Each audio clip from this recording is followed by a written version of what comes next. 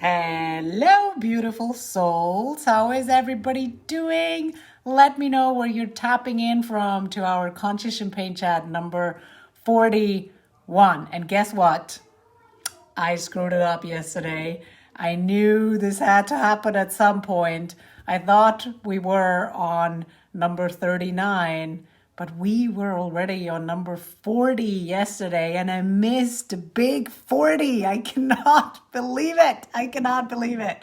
So, thank you, Rita, for finding it. Hey, Christine, I haven't seen you in forever. Thank you for finding it out. I'm trying so hard to keep track of these numbers, and I was like, one day I'm gonna screw it up. And yesterday was the day it happened. Yay! It's so great to have you back. So, my friends, yesterday I kicked off a series, like a mini series in our Conscious Champagne Chat series, and it was all around the topic of thriving at home and in the office. And I gave you a little bit of background on my story, where I came from, and really how I moved from struggling to keeping it all together and giving justice to everybody, to finding a way where I actually made things work for me, and where I really truly do feel like I have everything under control. And not every day, of course, but I really enjoy being a mom, running a business, running a corporate job, and it's all possible.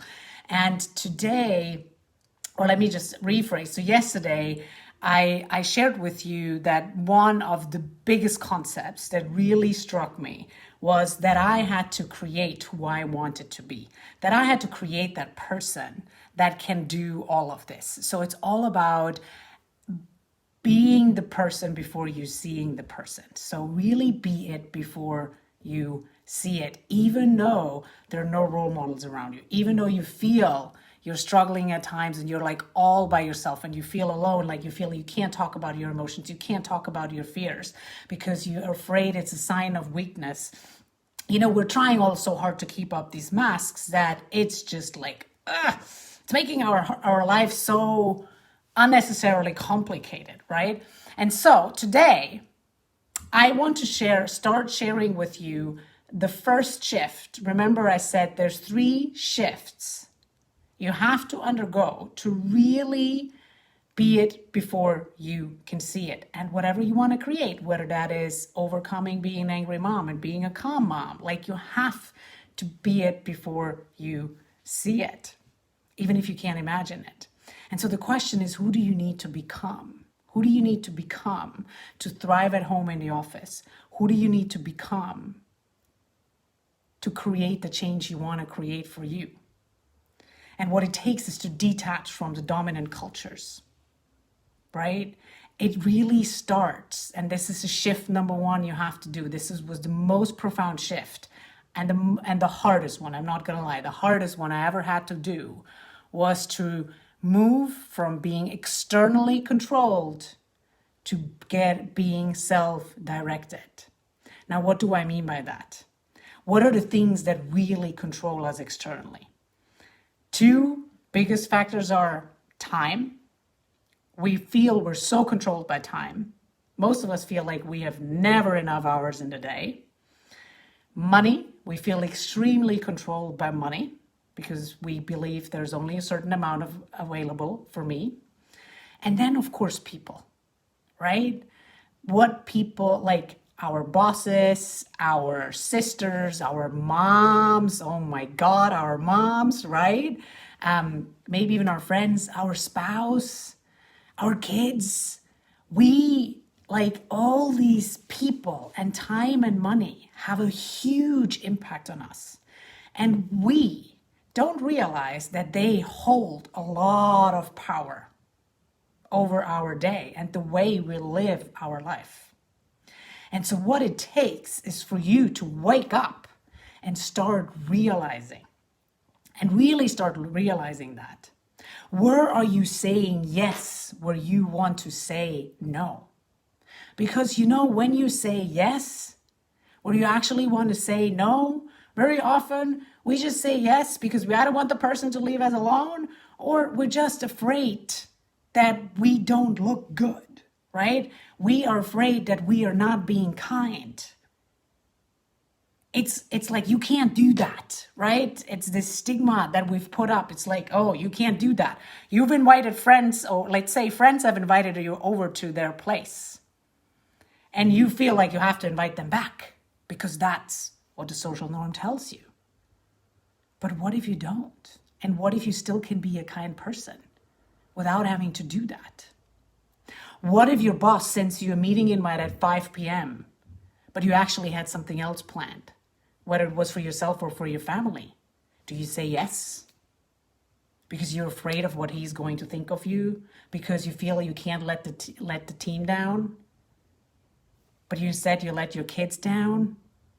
It's these constant decisions that we have to make that feel can't talk, that leave us feel defeated.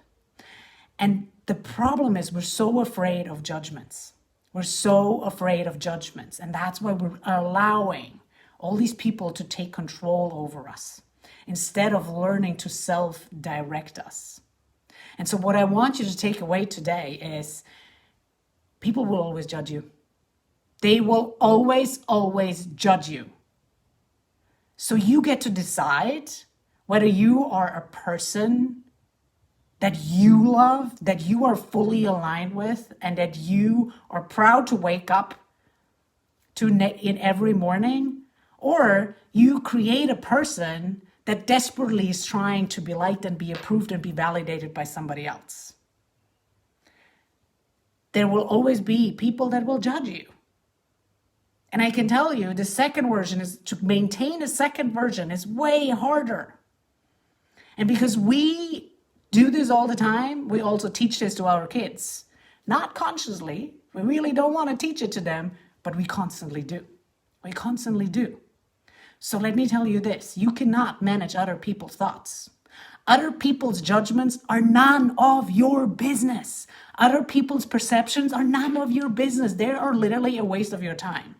That judgment is in other people's heads, not your head. People will always talk about you.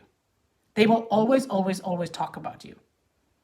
They will always ask you to do something. They will always take time from you. They will always ask you more. Always. That you can deliver. The hard part is when it comes back to us, and instead of us just reacting, because we have all these things running in the back of our head of why we cannot say no, that is making life difficult for us, because now it's on us to go and say, no, I can't make it to the 5 p.m. meeting. No, I cannot meet you on the weekend. And in that moment, we're being externally controlled because we're so focused on what others think of us that we rather say yes. But what we're doing in reality is we're causing stress for us. And then we blame time. And we say there's not enough time. There's not enough time to do all these things. But in reality, there is a lot of time.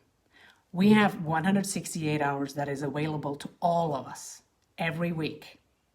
You get to decide how you spend that. You just got to be very deliberate. So, and in order to move from externally focused to being self-directed, the deliberateness starts with having principles. What are your operating principles? What are your operating principles when it comes to work? Are you dedicated to leave earlier or to leave at a dedicated time? Like I leave my office at 4 p.m. every day. At 4 p.m.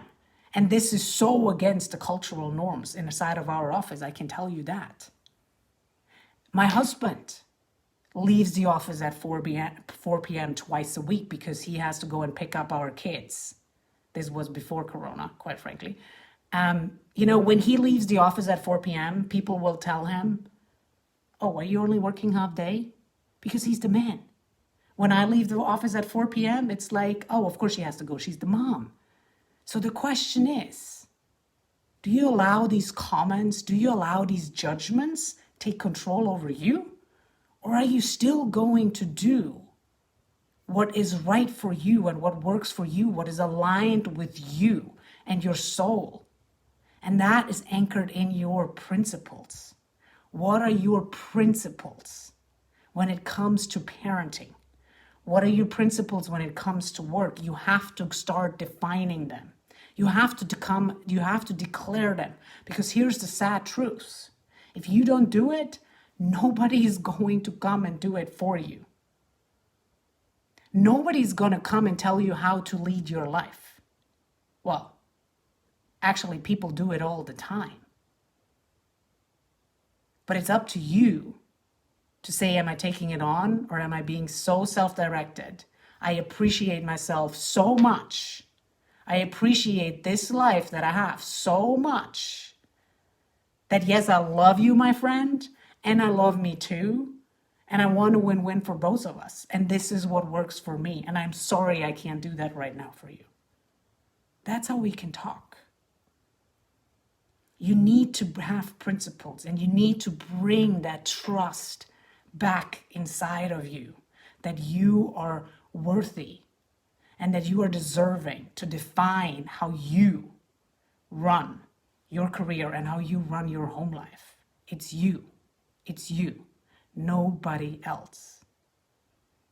So, the very first shift is really trying to understand, where am I being externally controlled? Where am I telling myself I don't have enough time? If you don't have enough time, remember the mom managing versus mom leadership principles. If you don't have enough time, you're focused on doing the things right, like doing all the things right, but you're not focused on doing the right things. That means you're trying to please everybody. And of course, you're not going to have enough time, but you can't blame time. That's giving your power away to an external factor, which is time. Time doesn't control you. You control your time. You are deliberate about your time. Now, I don't believe there's such a thing as time management. Like, all of us want to manage our times. You cannot manage your time. And that's another topic I will cover at some point later. You can actually not manage your time. What you need to manage are your emotions and your mind. And when you manage that, the time will fall into place automatically. Okay?